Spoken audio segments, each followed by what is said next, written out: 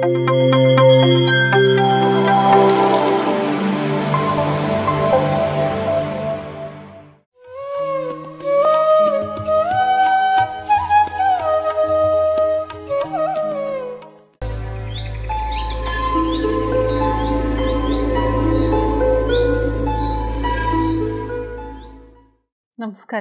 ಎಲ್ಲರಿಗೂ ಸ್ವಾಗತ. ಎಲ್ಲ ಆತ್ಮಬಂಧುಗಳಿಗೂ ಆತ್ಮವಂದನೆ. ಹಾಗೆಯೇ ಅನಸ್ತಾಶಿಯ ಲೋಕಕ್ಕೆ ಸ್ವಾಗತ. ಬನ್ನಿ ಫ್ರೆಂಡ್ಸ್, ಅನಸ್ತಾಶಿಯ ಮುಂದಿನ ತನ್ನ ಚಾಪ್ಟರ್ಸಲ್ಲಿ ಯಾವ ವಿಷಯಗಳನ್ನು ನಮಗೆ ತಿಳಿಸ್ತಾ ಇದ್ದಾರೆ ಅಂತ ನೋಡೋಣ. ಲಾಸ್ಟ್ ಎಪಿಸೋಡಲ್ಲಿ ನಾವು ನೋಡಿದ್ವಿ ಹೇಗೆ ದೇವರು ಮತ್ತು ಮನುಷ್ಯನ ಮಧ್ಯದಲ್ಲಿ ಸಂವಾದ ನಡೆಯುತ್ತೆ, ನಾವು ಹೇಗೆ ಆನ್ಸರ್ ಕೇಳಲು ಉತ್ತರಿಸ್ತಾನೆ, ಆ ಒಂದು ಮಹಾಶಕ್ತಿ ಏನಿದೆಯೋ, ಯೂನಿವರ್ಸಲ್ ಪವರ್ ಏನಿದೆಯೋ, ನಾಲೆಜ್ ಏನಿದೆಯೋ, ಇಂಟೆಲಿಜೆನ್ಸ್, ಸುಪ್ರೀಂ ಎನರ್ಜಿ, ಯಾವ ಹೆಸರಿಂದಾದರೂ ಕರಿಬೋದು, ದೇವರು ಅಂತಲೂ ಹೇಳ್ಬೋದು. ಅವನು ಕಮ್ಯುನಿಕೇಷನ್ ಮಾಡ್ತಾ ಇರ್ತಾನೆ, ಮಾಡಲಿಕ್ಕೆ ಇಚ್ಛೆ ಉಳ್ಳವನಾಗಿರ್ತಾನೆ. ಅವನಿಗೆ ಖುಷಿಯಾಗುತ್ತೆ ನಾವು ಕೇಳಿದರೆ.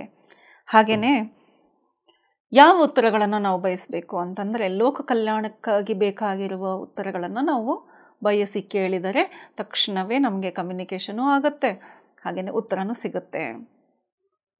ಆಗ ಇನ್ನೂ ಕೆಲವು ವಿಷಯಗಳ ಬಗ್ಗೆ ಚರ್ಚೆ ಮಾಡ್ತಾ ಇರುವಾಗ ಯಾವ ಥರ ತೊಂದರೆಗಳು ಅದೆಲ್ಲ ಕೇಳ್ತಾ ಇರ್ತಾನೆ ಆದ ಮೇಲೆ. ಆಗ ಹೇಳ್ತಾಳೆ, ಗ್ಲೋಬಲ್ ಹರ್ಟ್ ಆಗೋದು, ಗ್ಲೋಬಲಿ ಅಂದರೆ ವಿಶ್ವದಾದ್ಯಂತ ಯಾವ ವಿಷಯದಿಂದ ಹಾನಿ ಉಂಟಾಗುತ್ತೋ ಅದು ಯಾವುದು? ಹಾಗಾದರೆ ನೀನು ಮಾತಾಡ್ತಾ ಇರೋದು ಯಾವುದಾದ್ರೂ ಒಂದು ಪ್ರಳಯದ ವಿಷಯ ಮಾತಾಡ್ತಾ ಇದೆಯಾ? ಮಾತಿಗೆ ಅದನ್ನು ಹೇಳ್ತಾ ಇದ್ದರೆ ನನಗೆ ಯಾಕೋ ಡೌಟ್ ಬರ್ತಾ ಇದೆ ಅಂತ ಕೇಳ್ತಾನೆ. ಪ್ರಳಯ ವಿಷಯದಲ್ಲೂ ನಾವು ಅದಕ್ಕೆ ಅದನ್ನು ಈ ಸೃಷ್ಟಿಯನ್ನು ಪ್ರಳಯದಿಂದ ಹೇಗೆ ಕಾಪಾಡಿಕೊಳ್ಳಬಹುದು ಅನ್ನುವ ಪ್ರಶ್ನೆಗೆ ಉತ್ತರ ಸಹ ನಮಗೆ ಸಿಗ್ಬತ್ತಾ ಅಂತ ಹೇಳ್ತಾರೆ. ಸಿಗ್ತಾ ಇದೆ, ಅವನು ಕೊಡ್ತಾ ಇದ್ದಾನೆ, ಕೇಳುವವರು ತುಂಬ ಜನ ಇದ್ದಾರೆ ಅಂತ. ಹಾಗಾದರೆ ನೀನು ಹೇಳ್ತಾ ಇದ್ರೆ, ಹಾಗಾದರೆ ನೀನು ಇವಾಗ ಕೇಳ್ತಾ ಇದ್ದೀನಿ ಅಂದೆ ಅಂದರೆ ಈಗ ಒಂದು ಬರಲಿಕ್ಕಿದೆಯಾ ಯಾವುದಾದ್ರೂ ಒಂದು ಮಹಾಪ್ರಳಯ? ಸೊ ಅವಳು ಹೇಳ್ತಾಳೆ, ಹಾಂ ಬರಲೂಬಹುದು, ಆದರೆ ನಾನು ಈಗ ಅದನ್ನು ಪಾಸಿಟಿವ್ ಆಗಿ ಹೇಳಲ್ಲ, ಯಾಕಂದರೆ ನಾನು ಅದನ್ನು ಇಮ್ಯಾಜಿನ್ ಮಾಡಿದೆ ಅಂದರೆ ಅದು ಸತ್ಯ ಆಗಿಬಿಡುತ್ತೆ. ಸೊ ನನಗೆ ಅನಿಸಿಕೆ ಅದು ಬರ್ತಿರಬಹುದು. ಹೀಗಾಗಿ ಯಾಕೆಂದರೆ ಸುತ್ತಮುತ್ತ ನೋಡ್ತಾ ಇದ್ದರೆ ಡಾರ್ಕ್ ಎನರ್ಜಿಯ ಫೋರ್ಸು ಹೆಚ್ಚಾಗಿ ಕಾಣ್ತಾ ಇದೆ. ಅದಕ್ಕೆ ನನಗೆ ಕ್ಯಾಲ್ಕುಲೇಷನ್ ಮಾಡ್ತಾ ಇದ್ದರೆ ಇವತ್ತು ನಾನು ಈ ಭೂಮಿಯನ್ನು, ಈ ಸೃಷ್ಟಿಯನ್ನು ಕಾಪಾಡಲಿಕ್ಕೆ ನನ್ನ ಕಡೆಯಿಂದ ಏನು ಉಪಾಯಗಳಿದೆ ಅಂತ ನಾನು ಅವನನ್ನು ಕೇಳ್ತಾ ಇದ್ದೇನೆ ಅಂತ. ಸೊ ಅವಳು ಹೇಳ್ತಾಳೆ, ಹಾಗಿದ್ರೆ ಇದಕ್ಕೂ ಮೊದಲು ಎಷ್ಟೋ ಪ್ರಳಯದ ಸೂಚನೆಗಳು ಇದ್ದವು, ಅದೆಲ್ಲ ನಡೆದಿಲ್ಲ. ಹಾಗಿದ್ರೆ ಯಾರು ಅದನ್ನು ಕಾಪಾಡಿದ್ದು? ಆಗ ಅವಳು ಹೇಳ್ತಾಳೆ, ಹಾಂ ಈ ಭೂಮಿಯನ್ನು ಕಾಪಾಡಲಿಕ್ಕೆ ಆಲ್ರೆಡಿ ಯಾರು ಭೂಮಿಯ ಜೊತೆಗೆ ಇದ್ದಾರೋ, ಅಂದರೆ ಫಾರ್ಮರ್ಸ್ ಆಗಲಿ, ಈವನ್ ಸಿಟಿಯಲ್ಲಿ ಬಾಳುವವರು, ಫಾರ್ಮ್ ಹೌಸ್ ಇಟ್ಕೊಂಡವರು ಸಹ, ಯಾರಿಗೆ ಭೂಮಿ ಅಂದರೆ ಇಷ್ಟ, ಓಪನ್ ಏರ್ ಅಂದರೆ ಇಷ್ಟ, ಮರಗಿಡಗಳಂದರೆ ಇಷ್ಟ, ಅವ್ರದ್ದೇ ಆದ ಗಿಡಗಳನ್ನು ಬೆಳೆಸ್ತಾರೆ, ಅವರೆಲ್ಲರೂ ಭೂಮಿಯನ್ನು ಮತ್ತು ಪ್ರಕೃತಿಯನ್ನು ಕಾಪಾಡುವವರಾಗಿದ್ದಾರೆ. ಅವನು ಹೇಳ್ತಾನೆ, ಹಾಗಿದ್ರೆ ಒಂದು ದೊಡ್ಡ ಪ್ರಳಯ ಆಗದೇ ಇರೋದಕ್ಕೆ ಕಾರಣ ನೀನು ಹೇಳ್ತಿರೋದು ರಷ್ಯಾದಲ್ಲಿದ್ದ ಈ ಫಾರ್ಮರ್ಸಾ ಅಂತ. ಅವಳು ಹೇಳ್ತಾಳೆ, ಹೌದು. ಅವಳು ಅಷ್ಟು ಶಕ್ತಿ ಇದೆಯಾ ಅವರಿಗೆ ಅಂದರೆ, ಹೌದು ಇದೆ. ಹಾಗೆಯೇ ಇದು ಅವರಿಂದನೇ ನಿಂತಿದ್ದು ಅನ್ನೋದು ನನಗೆ ಚೆನ್ನಾಗಿ ಗೊತ್ತು, ನನಗೆ ಅವ್ರ ಶಕ್ತಿ ಏನು ಅನ್ನೋದು ನನಗೆ ಗೊತ್ತು ಅಂತ ಹೇಳ್ತಾಳೆ. ಅವನು ಲೆಕ್ಕ ಹಾಕಿ ನೋಡ್ತಾನೆ, ನೀನು ಅವಾಗ ತುಂಬ ಚಿಕ್ಕವಳಾಗಿದ್ದೆ ಅಲ್ವಾ, ನಿನಗೆ ಹೆಂಗೆ ಗೊತ್ತಾಯಿತು ಈ ಮಾತು ಅಂತ. ಅವಳು ಹೇಳ್ತಾಳೆ, ಇದಕ್ಕೆ ವಯಸ್ಸಿಗೆ ಮತ್ತು ವಿಚಾರಕ್ಕೂ ಮತ್ತು ಜ್ಞಾನಕ್ಕೂ ಸಂಬಂಧವಿಲ್ಲ. ನನಗೆ ಆವಾಗಲೂ ಚಿಕ್ಕ ವಯಸ್ಸಲ್ಲೂ ಗೊತ್ತಿತ್ತು, ಯಾರು ಭೂಮಿಗೆ ಹತ್ತಿರವಾಗಿದ್ದಾರೋ, ಯಾರು ಭೂಮಿಯ ಜೊತೆಯಲ್ಲಿ ಒಡನಾಟದಲ್ಲಿದ್ದಾರೋ ಅವರಲ್ಲಿ ಅಸೀಮವಾದ ಶಕ್ತಿ ಇದೆ, ಅವರಿಂದನೇ ಪ್ರಪಂಚ ಉಳಿದಿದೆ, ಸೃಷ್ಟಿ ಕಾಪಾಡಲ್ಪಟ್ಟಿದೆ ಅಂತ. ಹೀಗಾಗಿ ನಾನು ಅವರಕ್ಕಾಗಿಯೇ ಇವತ್ತಿಗೂ ನಾನು ಯಾವ ಕೆಲಸ, ನನ್ನ ಎನರ್ಜಿ, ನನ್ನ ಲೈಟನ್ನು ಬಳಸೋದು ಅವರಿಗಾಗಿಯೇ ಅಂತ. ಹಾಗಾದರೆ ಅವನು ಹೇಳ್ತಾನೆ, ಹಾಗಾದರೆ ನೀನು ಹೇಳ್ತಾ ಇರೋದು ನೋಡಿದರೆ ಪ್ರತಿಯೊಬ್ಬ ಫಾರ್ಮರ್ಗೂ ಒಂದು ಸ್ಟ್ಯಾಚ್ಯೂ ರೆಡಿ ಮಾಡಿ ಅವರ ಗುಣಗಾನ ಹಾಡಬೇಕಾಯ್ತಲ್ಲ. ಅವಳು ಹೇಳ್ತಾಳೆ, ಹಾಂ ಮಾಡಬೇಕು, ಯಾಕೆ ಮಾಡಬಾರ್ದು, ಅಂಥದ್ದು ಮಹಾನ್ ಕಾರ್ಯ ಮಾಡಿದ್ದಾರೆ ಅವರು ಅಂತ ಹೇಳಿದಾಗ, ಎಷ್ಟೋ ಜನ ಇದ್ದಾರಲ್ಲ, ಸಾವಿರಾರು ಜನ, ಅಷ್ಟೊಂದು ಸ್ಟ್ಯಾಚ್ಯೂ ಮಾಡಿ ಅದಕ್ಕೆ ಇನಾಗ್ರೇಷನ್ ಮಾಡಿ ಅದು ಸ್ಥಾಪನೆ ಮಾಡೋ ಬದಲು ಒಂದು ಕೆಲಸ ಮಾಡ್ಬೋದಲ್ಲ, ಅವರೆಲ್ಲರ ಹೆಸರಲ್ಲಿ ಒಂದು ಪಾರ್ಟಿ, ಒಂದು ಹಾಲಿಡೇ ಡಿಕ್ಲೇರ್ ಮಾಡಿದರೆ ಹೆಂಗಿರುತ್ತೆ ಅಂತ. ಅವಳು ಹೇಳ್ತಾಳೆ, ತುಂಬ ಚೆನ್ನಾಗಿದೆ, ಇದು ತುಂಬ ಚೆನ್ನಾಗಿದೆ. ಹಾಲಿಡೇ ಅಂದರೆ ಮಜಾ ಅಲ್ವಾ, ಕೆಲಸ ಬಿಟ್ಬಿಟ್ಟು ಜಾಲಿಯಾಗಿ ಹ್ಯಾಪಿಯಾಗಿರೋದು. ಇದು ನಂಗೆ ಇಷ್ಟ ಆಯಿತು, ಐಡಿಯಾ ಇದು ನನಗೆ ಅಂತ ಹೇಳ್ತಾಳೆ. ಇದು ಮಾಡಿದರೆ ಚೆನ್ನಾಗಿದೆ ನೋಡು, ಮೂರ್ತಿ ಮಾಡೋದಕ್ಕಿಂತ ಇದು ಚೆನ್ನಾಗಿದೆ. ವಿಶ್ವದಾದ್ಯಂತ one day holiday for farmers, ಎಷ್ಟು ಚೆನ್ನಾಗಿದೆ. ಅರ್ತ್ ಹಾಲಿಡೇ ಅಂತಾಳೆ ಅವಳು, ಅದಕ್ಕೆ ಹೇಳಿದ ಆಲ್ ಅರ್ತ್ ಹಾಲಿಡೇ. ಹಾಗೆ ದಾಕ್ನಿಕ್ ಡೇ ಅಂತ. ದಾಕ್ನಿಕ್ ಅಂದರೆ ಅವರು ದಾಕ್ನಿಕ್ ಅಂದರೆ ಯಾರು ಭೂಮಿಗೆ ಹತ್ತಿರವಾಗಿರ್ತಾರೋ, ಫಾರ್ಮರ್ಸ್ ಮಾತ್ರ ಅಲ್ಲ, ಹೀಗಾಗಿ ನಾನು ಭೂಮಿಗೆ ಹತ್ತಿರ ಅಂತ ಹೇಳ್ತಾರೆ. ಅವಳು ಹೇಳ್ತಾಳೆ ಯಾರು who is connected to the earth ಅಂತ ಅವಳು ಹೇಳುವ ಪದ. ಯಾರು ಸಿಟಿನಲ್ಲಿ ಮನೆ ಇದ್ದರೂ ಸಹ ವರ್ಷಕ್ಕೆ ಒಂದ್ಸಲ 2 ಸರ್ತಿ ಫಾರ್ಮ್ ಹೌಸಿಗೆ ಹೋಗಿ ಅಲ್ಲಿ ಸಮಯ ಕಳೀತಾರೆ ಅಂಥವರು ಸಹ ಇದರಲ್ಲಿ ಅವರ ಗಣನೆಗೆ ಬರ್ತಾರೆ. ಸೊ ಅವಳು ಹೇಳ್ತಾಳೆ, ಇದು ಚೆನ್ನಾಗಿದೆ, ಇಷ್ಟು ಚೆನ್ನಾಗಿರುತ್ತಲ್ಲ ಅಂತ. ಇನ್ನು ಆಯಿತು, ಅವಳು ಇಮೋಷ್ನಲಿ ಅದರಲ್ಲೇ ಮಿಂಗಲಾಗ್ಬಿಡ್ತಾಳೆ. ಇಷ್ಟು ಚೆನ್ನಾಗಿರುತ್ತಲ್ಲ, ಎಲ್ಲರೂ ಇಡೀ ಅವಳು ಪೂರ್ತಿ ವಿಶ್ವವನ್ನೇ ಕೂಡಿಸ್ಕೊಂಡು ಮಾತಾಡ್ತಾಳೆ. ವಿಶ್ವದಲ್ಲಿ ಇದ್ದವರೆಲ್ಲ ಮಜವಾಗಿ. ಅವನು ಹೇಳ್ತಾನೆ, ಯಾಕೆ ವಿಶ್ವದಲ್ಲಿದ್ದವರೆಲ್ಲ, ಇದು ಫಾರ್ಮರ್ಸ್ ಹಾಲಿಡೇ, ಸೊ ಯಾರು ಫಾರ್ಮಿಂಗ್ ಮಾಡ್ತಾರೋ, ಯಾರಿಗೆ ಹೊಲ ಗದ್ದೆಗಳಿದೆಯೋ ಅವ್ರು ಮಾಡಲಿ ಅಂತ. ಅವಳು ಹೇಳ್ದಾಳೆ, ನೋ, ಆ ಲವ್ ಎನರ್ಜಿ ಇಡೀ ವಿಶ್ವಕ್ಕೆ ಹೋಗಬೇಕು. ಯಾರ್ಯಾರಿಗೆ ಒಂದು ಭೂಮಿ ಅಂತ ಇದೆಯೋ, ಅವ್ರು ಯಾರಿಗೆ ಭೂಮಿ ಇಲ್ಲವೋ ಅವ್ರನ್ನೆಲ್ಲ ಕರೆಸಿ, ಆ ಭೂಮಿಯಲ್ಲಿ ಅವನು ಬೆಳೆಸಿರುವ ಆಹಾರ ಪದಾರ್ಥಗಳನ್ನು ಅವರಿಗೆ ಹಂಚಿ, ಅವರು ತಮ್ಮ ಇದರಲ್ಲಿ ಬೆಳೆಸಿರುವುದನ್ನು ಅವರು ತೊಗೊಂಡು ಬಂದು ಇವರಿಗೆ ಕೊಟ್ಟು ಆದಾನ ಪ್ರದಾನ ಆಗಲಿ. ಲವ್.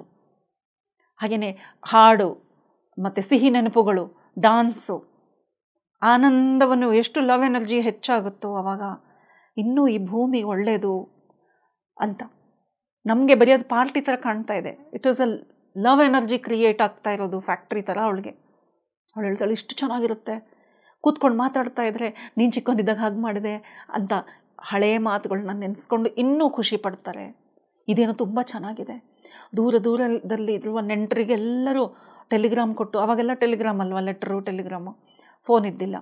ಸೊ ಒಬ್ಬರು ಎಲ್ಲರೂ ಟೆಲಿಗ್ರಾಮ್ ಕಳಿಸಿ, ಇಂಥ ದಿನ ರಜಾ ಇದೆ ಬನ್ನಿ ಎಂಜಾಯ್ ಮಾಡೋಣ ಅಂತ ಕರೆಯೋದು, ಅವ್ರು ನಮ್ಮನ್ನು ಕರೆದಿದ್ದಾರಲ್ಲ ಅಂತ ಇವರೆಲ್ಲ ರೆಡಿ ಆಗೋದು, ಎಷ್ಟು ಚೆನ್ನಾಗಿರುತ್ತೆ. ಹೋಗ್ಬಿಟ್ಟು ಅಲ್ಲೆಲ್ಲ ಆನಂದದಿಂದ ತಿನ್ನೋದು, ಅಲ್ಲಿ ಏನು ಬೆಳೆದಿದೆಯೋ ಅದಕ್ಕೆ ಅವಳು ಇನ್ನು ಕಂಪ್ಲೀಟ್ಲಿ ಕಲ್ಪನಾ ಲೋಕಕ್ಕೆ ಹೋಗ್ಬಿಟ್ಟಿದ್ದಾಳೆ. ಅಂದರೆ ಅದನ್ನು ನೋಡ್ತಾ ಇದ್ದಾಳೆ ಫ್ಯೂಚರಲ್ಲಿ. ಅವನು ಹೇಳ್ತಾನೆ, ಹೇಗೆ ಇದನ್ನು ಸೆಲೆಬ್ರೇಟ್ ಮಾಡೋದು ಅಂತ ಕೇಳಿದ್ದಕ್ಕೆ ಅವಳು ಹೇಳ್ತಾಳೆ, ಏನಿಲ್ಲ, ಯಾರಿಗೆ ಭೂಮಿ ಇದೆಯೋ ಅವ್ರು ಬೆಳಗಿನ ಜಾವ ಎದ್ದು ಸನ್ಲೈಟ್ ಭೂಮಿ ಮೇಲೆ ಬೀಳ್ತಾ ಇರೋದನ್ನು ಮತ್ತು ಸನ್ರೈಸನ್ನು ಕಣ್ಮುಚ್ಚಿ ಆನಂದದಿಂದ ಆಸ್ವಾದನೆ ಮಾಡ್ತಾ, ಬರಿಗಾಲಲ್ಲಿ ತನ್ನ ಇಡೀ ಭೂಮಿಯಲ್ಲಿ ಓಡಾಡ್ತಾ ಕುಣಿದಾಡ್ತಾ, ಹಾಗೆಯೇ ಆ ಭೂಮಿಯಲ್ಲಿ ಏನು ಬೆಳೆದಿದೆಯೋ ಪ್ರತಿಯೊಂದು ಸ್ಪೀಷಿ ಅಂತ ಹೇಳ್ತಿದ್ದಾಳೆ, ಪ್ರತಿಯೊಂದು ಸ್ಪೀಷಿಯನ್ನು ಟೇಸ್ಟ್ ಮಾಡಬೇಕು. ಹುಲ್ಲಾಗಿದ್ರೂ ತಿನ್ನಬೇಕು, ಹಣ್ಣಾಗಿದ್ರೂ ತಿನ್ನಬೇಕು, ಮುಳ್ಳಾಗಿದ್ರೂ ಅದನ್ನು ಅನುಭವಿಸಬೇಕು. ಹಾಗೆ ಅವಳು ಹೇಳ್ತಾಳೆ, ಪ್ರತಿಯೊಂದರ ಜೊತೆಯಲ್ಲಿ ಸಂಪರ್ಕ ಇಟ್ಕೊಂಡು ಅದನ್ನು ಸೇವಿಸಿ. ಹಾಗೆಯೇ ಮಧ್ಯಾಹ್ನದ ಸಮಯವರೆಗೂ ಅದರದ್ದೊಂದೇ ಕೆಲಸ, ಒಂದು ಆನಂದದಿಂದ ಆ ಜಾಗದಲ್ಲಿ ಓಡಾಡಿಕೊಂಡು ಒಂದೊಂದು ಹುಲ್ಲು ಕಡ್ಡಿ ಗಿಡ ಮರ ಅಲ್ಲಿರೋದೆಲ್ಲವನ್ನು ಕೈಯಿಂದ ಸ್ಪರ್ಶಿಸುತ್ತಾ ತನ್ನ ಸಂಪರ್ಕಕ್ಕೆ ತೊಗೊಂಡು ಬರ್ತಾ ಅದನ್ನೇ ತಿನ್ನುತ್ತಾ ಮಧ್ಯಾಹ್ನದವರೆಗೆ ಸಮಯ ಕಳಿಬೇಕು. ಆಮೇಲೆ ಮತ್ತೆ ಎಷ್ಟೋ ಬೆಳೆ ಬೆಳೆದಿರುತ್ತೆ, ಇವನೇನು ಎಲ್ಲನೂ ತಿಂದು ಕೂತ್ಕೊಂಡು ತಿನ್ನಲ್ವಲ್ಲ, ಬೆಳೆದಿರುವ ಬೆಳೆಯನ್ನೆಲ್ಲ ಟೇಬಲ್ ಮೇಲೆ ಅರೇಂಜ್ ಮಾಡಿ ಬರುವವ್ರಿಗಾಗಿ ಫುಲ್ ಬುಫೆ, ಹಣ್ಣಿಂದು ತರಕಾರಿಗಳದ್ದು. ಹಾಗೆಯೇ ಬೇರೆ ಯಾರು ಬರ್ತಾರೆ ಅವರು ಸಹ ತಮ್ಮ ಕೈಯಲ್ಲಿ ಬುಟ್ಟಿ ತುಂಬ ಅವರು ಬೆಳೆಸಿರುವ ಹಣ್ಣು ತರಕಾರಿಗಳು ಏನಿದೆಯೋ ಕಾಯಿಗಳನ್ನೆಲ್ಲ ತೊಗೊಂಡು ಅವ್ರು ಬರ್ತಾರೆ. ಹೂವುಗಳು ಸಹ, ಇಲ್ಲಿ ಹೂವನ್ನು ಸಹ ಇನ್ಕ್ಲೂಡ್ ಮಾಡಿದ್ದಾರೆ. Flowers, fruits and vegetables and everything grown ಅಂತ ಹೇಳ್ತಾಳೆ. ಎಲ್ಲವನ್ನು ಅಂದರೆ ಅವಳು ಕಣ್ಣು ಮುಚ್ಕೊಂಡು ಹೇಳ್ತಾ ಇದ್ದಾಳೆ, ಇಮ್ಯಾಜಿನ್ ಮಾಡಿ ಹೇಳ್ತಾ ಇದ್ದಾಳೆ, ಇದು ನಡೆಯುತ್ತೆ, ಹೀಗಿರುತ್ತೆ ಈ ಸೆಲೆಬ್ರೇಷನ್. ಎಲ್ಲರೂ ಬರ್ತಾರೆ. ವ್ಲಾಡಿಮಿರ್ ಅಷ್ಟೇ ಮಜಾ ತಗೊಳ್ತಾ ಇದ್ದಾನೆ, ಎಷ್ಟು ಚೆನ್ನಾಗಿರುತ್ತೆ, ಅವ್ರು ಹಿಂಗೆಲ್ಲ ಡ್ರೆಸ್ ಹಾಕ್ಕೊಂಡು ಬರ್ತಾರೆ, ಖುಷಿಯಿಂದ ನಗ್ತಾ ಇರ್ತಾರೆ, ಕೂತ್ಕೊಳ್ತಾರೆ. ಅವನಿಗೆ ತನ್ನ ಪಾರ್ಟಿಯ ನೆನಪು. ಸೊ ಅವನು ಅಲ್ಲಿಯ ಮಾತನ್ನು ಇಲ್ಲಿ ಹೇಳ್ತಾ ಇರ್ತಾನೆ. ಕೂತ್ಕೊಳ್ತಾರೆ ಎಲ್ಲರೂ, ಗ್ಲಾಸಲ್ಲಿ ವೈನ್ ತೊಗೊಂಡು ಡ್ರಿಂಕ್ಸ್ ತೊಗೊಂಡು ಚಿಯರ್ಸ್ ಹೇಳ್ತಾರೆ ಅಂತ. ಅವಳು ಹೇಳ್ತಾಳೆ, ಸ್ಟಾಪ್ ಸ್ಟಾಪ್ ಸ್ಟಾಪ್, ಇಲ್ಲಿ ಯಾವುದೇ ರೀತಿಯ ಆಲ್ಕೋಹಾಲ್ ನಡೆಯಲ್ಲ, ಓನ್ಲಿ ಯಾವುದು ಅಲ್ಲಿ ನಾವು ಬೆಳೆಸಿದ್ದೀವೋ ಅದನ್ನು ಮಾತ್ರ ತಿನ್ನೋದು ಅಂತ. ಇದೇನು ಸರಿ ಇಲ್ಲ ಬಿಡಪ್ಪ, ನೀನು ಪಾರ್ಟಿ ಅಂದರೆ ಕುಡಿಯೋದು ಮಾಡೋದೂ ಇರಬೇಕು, ನೀನು ಸಡನ್ನಾಗಿ ಎಲ್ಲನೂ ಚೇಂಜ್ ಆಗು ಅಂದರೆ ಹೆಂಗೆ ಮನುಷ್ಯ ಕಂಪ್ಲೀಟ್ ಹ್ಯಾಬಿಟ್ಸ್ನೆಲ್ಲ ಒಂದೇ ಸಲ ಬಿಡ್ಲಿಕ್ಕಾಗತ್ತೆ, ಡ್ರಿಂಕ್ಸ್ ಇರಬೇಕಪ್ಪ ಅಂತ ಕೇಳ್ತಾನೆ. ಆಗ ಹೇಳ್ತಾಳೆ ಓಕೆ ಇದಕ್ಕೆ ನಾನು ಸ್ವಲ್ಪ ಒಪ್ಕೊಳ್ತೀನಿ, ಆದರೆ ಆಲ್ಕೋಹಾಲ್ ಅಲ್ಲ, ಅಲ್ಲಿ ಬೆಳೆದಿರುವ ಬೆರೀಸ್ ಅಂದರೆ ಸಣ್ಣ ಸಣ್ಣ ಕಾಯಿ ಹಣ್ಣುಗಳು ಏನಿರುತ್ತೋ, ಸಣ್ಣ ಬೆರೀಸ್ ಏನಿರುತ್ತೋ ಅದರ ಜ್ಯೂಸಿಂದ ಮಾಡಿದ ವೈನ್ ಆದರೆ ಓಕೆ, ಅದು ಸಹ ಫುಲ್ ಡ್ರಿಂಕ್ಸ್ ಅಲ್ಲ, ಸಿಪ್ ಮಾಡ್ತಾ ಇರ್ತಾರೆ ಮಧ್ಯದಲ್ಲಿ. ಮತ್ತೆ ಅವಳು ಆನಂದದ ಸ್ಥಿತಿಗೆ ಹೋಗ್ತಾಳೆ, ಕಣ್ಣು ಮುಚ್ಕೊಂಡು ಹೇಳಲಿಕ್ಕೆ ಶುರು ಮಾಡ್ತಾಳೆ. ಆಗ ಬಂದವರು ತಮ್ಮ ಸಿಹಿ ಅನುಭವಗಳನ್ನು ಹೇಳ್ತಾರೆ, ಇಲ್ಲಿ ಇದ್ದವರು ತಮ್ಮ ಸಿಹಿ ಅನುಭವಗಳನ್ನು ಹೇಳ್ಕೊಂಡು ಅದನ್ನು ಹಾಗೆ ಎಂಜಾಯ್ ಮಾಡ್ಕೊಂಡು ಸಂಜೆವರೆಗೆ ಸಮಯ ಕಳೀತಾರೆ. ಮತ್ತು ರಾತ್ರಿ ಸಮಯ ಮತ್ತೊಂದು ಸಲ ಎಲ್ಲ ಹಣ್ಣು ಹಂಪಲುಗಳನ್ನು ಇಟ್ಕೊಂಡು ತಿಂದು, ಈಗ ಬಂದವರು ವಾಪಸ್ ಮನೆಗೆ ಹೋಗ್ತಾ ಇದ್ರೆ ಅವ್ರುಗಳಿಗೆ ಬುಟ್ಟಿಯಲ್ಲಿ ತುಂಬಿ ರಾಶಿ ಹಣ್ಣುಗಳನ್ನು ಹೂವುಗಳನ್ನು ತುಂಬಿ ಕೊಡ್ತಾ ಇದ್ದಾರೆ. ಮುಂದಿನ ವರ್ಷ ಮತ್ತೆ ಹೀಗೆ ಸೆಲೆಬ್ರೇಟ್ ಮಾಡೋಣ ಅಂತ ಕರೆದ ತಕ್ಷಣ ಬರ್ಬೇಕು ನೋಡು ಅಂತ ಒಬ್ರಿಗೊಬ್ರು ಪ್ರೀತಿಯಿಂದ ಹೇಳ್ತಾ ಅವರವರು ಮನೆಗಳ್ಗೆ ಅವರು ಮತ್ತೆ ಬೇರೆ ಊರಿಂದ ಬಂದಿರ್ತಾರಲ್ಲ, ಸಿಟಿಯಿಂದ ಬಂದಿರ್ತಾರೆ, ಟೌನಿಂದ ಬಂದಿರ್ತಾರೆ, ಅವರಲ್ಲಿ ಹೋಗ್ತಾ ಇದ್ದರೆ ಇವ್ರು ಬರುವಾಗ ಎಲ್ಲ ತೊಗೊಂಡು ಬಂದಿದ್ದಾರೆ, ಹೋಗುವಾಗ ಇನ್ನೂ ತುಂಬಿಸ್ಕೊಂಡು ಹೋಗ್ತಾ ಇದ್ದಾರೆ. ರೈಲ್ವೆ ಸ್ಟೇಷನ್ನು, ಬಸ್ ಸ್ಟೇಷನ್ನು ಎಲ್ಲೆಡೆ ಇವರೇ ಕಾಣ್ತಾ ಇದ್ದಾರೆ. ಜನಗಳು ಬುಟ್ಟಿಯಲ್ಲಿ ಹಣ್ಣುಗಳು ತೊಗೊಂಡಿದ್ದು, ಹೂವುಗಳು ತೊಗೊಂಡು ಇನ್ನೂ ಎಲ್ಲ ನೆನೆಸ್ಕೊಂಡು ನಗ್ನಗ್ತಾ ಬರೆದು, ಅಂದರೆ ಎತ್ತ ನೋಡಿದತ್ತ ಆನಂದದ ವಾತಾವರಣವೇ ತುಂಬಿರುತ್ತೆ. ಎಷ್ಟು ಚೆನ್ನಾಗಿರುತ್ತೆ, ಎಲ್ಲೆಡೆ ಲವ್ ಎನರ್ಜಿ. ಆಗ ಅನ್ನಿಸ್ತಾಶೆಗೆ ಇವನು ಕೇಳ್ತಾನೆ, ಏನಿದು ನೀನು ಎಷ್ಟು ಕ್ಲಿಯರಾಗಿ ಹೇಳ್ತಾ ಇದೆಯಾ, ಅಂದರೆ ನೀನು ಮ್ಯಾನಿಫೆಸ್ಟ್ ಮಾಡೋ ಥರ ಕಾಣ್ತಾ ಇದೆ ಅಲ್ಲ. ಅಂದರೆ ಇಲ್ಲ, ಅದಾಗಿದೆ, ಅದನ್ನು ನೋಡ್ತಾ ಇದ್ದೀನಿ ನಾನು, ಅದಾಗುತ್ತೆ, ಹಾಗೆ ಆಗುತ್ತೆ ಅಂತ. ಡೇಟು ಅಂತ ಕೇಳ್ತಾನೆ ಅವನು, ಯಾವ ದಿನ ಇದು ಅಂತ. ಅವಳು ಹೇಳ್ತಾರೆ 23rd ಜುಲೈ ಇಟ್ಕೊಳ್ಳೋಣ, ನಿನ್ನ ಬರ್ಡೇ ಅಲ್ವಾ, ಅವತ್ತಿನ ದಿನವೇ ಕೇಳ್ಕೊಳ್ಳೋಣ ನಾವು ಗೌರ್ಮೆಂಟ್ಗೆ, ಆ ದಿನ ರಜೆ ಅನೌನ್ಸ್ ಮಾಡಿ ಅಂತ. ನೋಡಿ ಎಷ್ಟು ಕ್ಲಾರಿಟಿ, ಯಾವುದು ನಮಗೆ ಕ್ಲಾರಿಟಿ ಇರುತ್ತೋ ಅದು ಖಂಡಿತವಾಗ್ಲೂ ನಡೆಯುತ್ತೆ ಅನ್ನೋದಕ್ಕೆ ಇಲ್ಲಿ ಒಂದು ಎಕ್ಸಾಂಪಲ್ ಇದೆ. ಸೊ ಮುಂದೆ ಹಾಗೆಯೇ ಅನಸ್ತಾಶಾ ಇನ್ನೂ ಮತ್ತೆ ಇದರಲ್ಲಿ ಹೋಗ್ತಾ ಇದ್ದಾಳೆ, ಕಲ್ಪನಾ ಲೋಕದಲ್ಲಿ ಮತ್ತೆ ಮಧ್ಯದಲ್ಲಿ ಎಚ್ಚರ ಮಾಡ್ಕೊಂಡಂಗೆ ಮಾಡಿ, ಅದು ಹೇಗೆ ಎಚ್ಚರ ಆಗುತ್ತೆ ಅಂದರೆ ಕಣ್ಮುಚ್ಕೊಂಡು ಹೇಳ್ತಾ ಇದ್ದರೆ ಒಂದೇ ನೆಗತಕ್ಕೆ ಒಂಥರ ಖುಷಿಯಾಗಿ ರೈಲ್ವೆ ಸ್ಟೇಷನ್ನಲ್ಲಿ ಎಲ್ಲರೂ ಬೊಕ್ಕೆ ಹಿಡ್ಕೊಂಡು ಹೋಗ್ತಾ ಇದ್ದಾರೆ, ಆನಂದದಿಂದ ಜಂಪ್ ಮಾಡಿಕೊಂಡು ಖುಷಿಯಿಂದ ಮಕ್ಕಳು ನಗ್ತಾ ಇದ್ದಾರೆ. ನೋಡಿದವರಿಗೆಲ್ಲ ಎಲ್ಲಿಂದಪ್ಪ ಬರ್ತಾ ಇದ್ದಾರೆ ಇಷ್ಟು ಆನಂದವಾಗಿ ಅಂತ ಅವ್ರು ನೋಡ್ತಾ ಇದ್ದರೆ ಅವರಲ್ಲೂ ಆನಂದ. ನಾವು ನೋಡ್ತೀವಲ್ವ, ಒಂದಿಷ್ಟು ಮಕ್ಕಳು ಜಾಲಿಯಾಗಿ ಯಾವುದಾದ್ರೂ ಟ್ರಿಪ್ ಮುಗಿಸ್ಕೊಂಡು ಬಂದಾಗ ಅವ್ರನ್ನ ನೋಡಿದಾಗ ನಮಗೂ ಖುಷಿ ಆಗುತ್ತೆ. ಅಪ್ಪ ಏನು ಲೈಫ್ ಅಲ್ವಾ ಇವ್ರದ್ದು, ಎಷ್ಟು ಚೆನ್ನಾಗಿದೆ, ಈ ವಯಸ್ಸೇ ಹಂಗೆ ಅಂತ ನಾವು ಮಾತಾಡ್ಕೊತೀವಿ. ಆ ಒಂದು ಸ್ವಲ್ಪ ಸಮಯ ನಾವು ಸಹ ನಮ್ಮ ಫ್ಲ್ಯಾಶ್ ಬ್ಯಾಕಿಗೆ ಹೋಗಿ ಅಂಥದ್ದು ಏನಾದರೂ ಘಟನೆ ನಡೆದಿದ್ರೆ ಆ ಸ್ವೀಟ್ ಮೆಮರೀಸಿಗೆ ನಾವು ಕನೆಕ್ಟ್ ಆಗ್ತೀವಿ. ಸೊ ಆ ಥರ ಅವಳು ಒಂದು ಹೈಯೆಸ್ಟ್ ಒಂದು ಸ್ವೀಟ್ ಮೆಮರಿಗೆ ಹೋಗಿ ಅವಳು ಸಹ ವ್ಲಾದಿಮಿರ್ ಹೇಳ್ತಾ ಇದ್ದಾರೆ, ಒಂದೇ ನೆಗತಕ್ಕೆ ಅವಳು ಹೆಂಗೆ ಹೋದ್ಲು ಅಂದರೆ ಆ ಮರದ ಒಂದು ತುದಿವರೆಗೆ ಹೋದ ಹಾಗೆ ಕಾಣಿಸ್ತಾ ಇದ್ಲು, ಒಂಥರ ಖುಷಿಯಿಂದ ಜಂಪ್ ಮಾಡಿ ಆಮೇಲೆ ಎಚ್ಚರಗೊಂಡು, ಏನಿದು ನಾನು ಈ ಥರ ಎಲ್ಲ ಮಾಡ್ತಾ ಇದ್ದೀನಿ, ನಾನೇನೋ ನೀನು ಹೇಳ್ತಾ ಇದೀಯಾ ಅಂತ ನಾನು ಸಹ ಅದರ ನಿನ್ನೊಟ್ಟಿಗೆ ಏನೇನೋ ಕಲ್ಪನೆ ಮಾಡ್ತಾ ಇದ್ದೀನಿ, ಆದರೆ ನಾನು ಮಾಡಿದ್ದೆಲ್ಲ ಸತ್ಯ ಆಗುತ್ತೆ, ನಾನೇನೆಲ್ಲ ನುಡಿತಾ ಇದ್ದೇನೋ ಅದೆಲ್ಲ ಸತ್ಯ ಆಗುತ್ತೆ ವ್ಲಾದಿಮಿರ್. ಹೀಗೆ ಒಂದೇ ಸಲ ಉತ್ಸಾಹದಲ್ಲಿ ಏನೇನೋ ಮಾತಾಡಬಾರ್ದು, ನಾವು ಜೋಪಾನವಾಗಿ ಮಾತಾಡಬೇಕು. ಥ್ಯಾಂಕ್ ಗಾಡ್ ನಾನು ಎಲ್ಲ ಸರಿಯಾದದ್ದೇ ಮಾತಾಡಿದೆ, ಎಲ್ಲ ಸರಿಯಾದದ್ದೇ ಕಲ್ಪಿಸ್ಕೊಂಡೆ. ಅವನು ಹೇಳ್ತಾಳೆ, ಆನಂದದ ಸಮಯದಲ್ಲಿ ಮತ್ತೆ ಈ ವರ್ಡ್ಸು ಈ ಡಿಸ್ಕ್ರಿಪ್ಷನ್ ಎಲ್ಲ ಯಾಕೆ ಬೇಕು ನಿನಗೆ, ಎಂಜಾಯ್ಮೆಂಟ್ ಇರೋ ಪಾರ್ಟಲ್ಲಿ. ಅವಳು ಹೇಳ್ತಾಳೆ, ಯಾವಾಗಲೂ ನಾವು ಎಚ್ಚರದಲ್ಲಿರಬೇಕು, ಏನು ಮಾತಾಡ್ತಾ ಇದ್ದೀವಿ ಯಾಕೆ ಅಂದರೆ ನಾವು ಮಾತಾಡುವ, ಅವಳು ಹೇಳ್ತಾಳೆ ಪ್ರತಿ letter is important, not word, ಪದ ಅಲ್ಲ ಶಬ್ದ. ಆಗ ಅವನು ಹೇಳ್ತಾನೆ, ಶಬ್ದಗಳಿಗೆ ಹೇಗೆ ಅಷ್ಟೊಂದು ಬೆಲೆ ಇರುತ್ತೆ. ಅವನು ಹೇಳ್ತಾಳೆ, ಶಬ್ದಗಳಿಗೇ ಜಾಸ್ತಿ ಶಕ್ತಿ ಇರುವುದು. ಆಗ ಇಲ್ಲಿ ಸಂಸ್ಕೃತ ಭಾಷೆಯನ್ನು ಅವಳು ಇಲ್ಲಿ ನೆನೆಸ್ಕೊಳ್ತಾಳೆ. ಸಂಸ್ಕೃತ ಎಂತಹ ಒಂದು ಭಾಷೆ ಅಂದರೆ, ಒಂದು ಶಬ್ದ, ಒಂದು ಪದ ಹೇಳಿದರೆ, ಒಂದು ಲೆಟರ್ ಹೇಳಿದರೆ ಒಂದು ಪೂರ್ತಿ ಸೆಂಟೆನ್ಸೇ ಅದರಲ್ಲಿ ಬಂದ್ಬಿಡುತ್ತೆ. ಅಂತಹ ಕೆಲವು ಇಲ್ಲಿ ಎಕ್ಸಾಂಪಲ್ ಅಂತೂ ಕೊಟ್ಟಿಲ್ಲ. ಹೌದು, ಸಂಸ್ಕೃತ ಭಾಷೆ ಹಾಗೇ ಇದೆ. ಇದು ಶಾರ್ಟೆಸ್ಟ್ ಒಂದು ಸೆಂಟೆನ್ಸು, ಅದರಲ್ಲಿ ಕಂಪ್ಲೀಟ್ ಗ್ರಾಮರ್ ಬೇಕು ಅಂತ ಇಷ್ಟು ದೊಡ್ಡ ಸೆಂಟೆನ್ಸ್ ಹೇಳಬೇಕಾಗಿಲ್ಲ. ಒಂದೇ ಒಂದು ವರ್ಡಲ್ಲಿ ಹೇಳಿದರೆ ಕಂಪ್ಲೀಟ್ ಸೆಂಟೆನ್ಸ್ ಕವರ್ ಆಗುತ್ತೆ. ಅವಳು ಅದಕ್ಕೆ ಹೇಳ್ತಾಳೆ, ಶಬ್ದಗಳಿಗೆ ಪದಗಳಿಗೆ ತುಂಬ ಶಕ್ತಿ ಇದೆ, ಹೀಗಾಗಿ ನಾವು ಮಾತಾಡುವಾಗ ತುಂಬ ಜೋಪಾನವಾಗಿ ಮಾತಾಡಬೇಕು, ಪದಗಳ ಬಳಕೆ ಯೋಚನೆ ಮಾಡಿ ಮಾಡಬೇಕು. ಹಾಗೆಯೇ ಮತ್ತೆ ಅವ್ನು ಹೇಳ್ತಾನೆ, ಇಲ್ಲ ಪಾರ್ಟಿ ವಿಷಯ ಮತ್ತೆ ಹೇಳು ಏನಾಗುತ್ತೆ ಅಂತ. ಆಗ ಅವಳು ಹೇಳ್ತಾಳೆ, ಇಡೀ ಮದರ್ ರಷ್ಯಾ, ಹೇಗೆ ನಾವು ಮದರ್ ಇಂಡಿಯಾ ಅಂತೀವೋ, ಅವಳು ಹೇಳ್ತಾಳೆ ಮದರ್ ರಷ್ಯಾದಲ್ಲಿ ಎತ್ತ ನೋಡಿದತ್ತ ಕ್ರೌಡ್ ಬರೀ ಜನಗಳ ಕ್ರೌಡೇ ಕಾಣುತ್ತೆ. ಎಲ್ಲರ ಕೈಯಲ್ಲಿ ಹಣ್ಣು ಹೂವು ಅದೇ ತುಂಬಿದೆ. ಮುಖದಲ್ಲಿ ಆತ್ಮದಲ್ಲಿ ಆನಂದ, ಮುಖದಲ್ಲಿ ನಗು.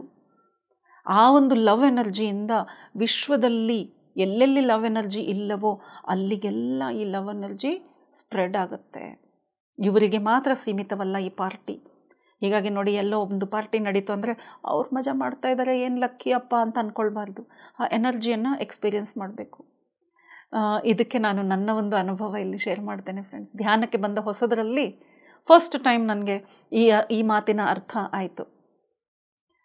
ಯಾಕೆ ಅಂದರೆ ನಾವಿರೋದು ಅಪಾರ್ಟ್ಮೆಂಟಲ್ಲಿ ಏನಾಗುತ್ತೆ ಅಂದರೆ, ಯಾರೋ ಒಬ್ಬರು ಪಾರ್ಟಿ ಮಾಡಿದರೂ ಸಹ, ಅವ್ರು ಎಷ್ಟೇ ಬಾಗಿಲು ಹಾಕ್ಕೊಂಡು ಪಾರ್ಟಿ ಮಾಡಿದರೂ ಅವ್ರ ಮ್ಯೂಸಿಕ್ಕು, ಅವ್ರ ಕಿರ್ಚಾಟ, ಮಧ್ಯರಾತ್ರಿಯಲ್ಲಿ ಕೇಕ್ ಕಟ್ಟಿಂಗು, ಹಾಗೆಯೇ ಜಾಲಿಯಾಗಿ ಅವರು ಆಡೋದು ಎಲ್ಲ ಕೇಳಿಸುತ್ತೆ.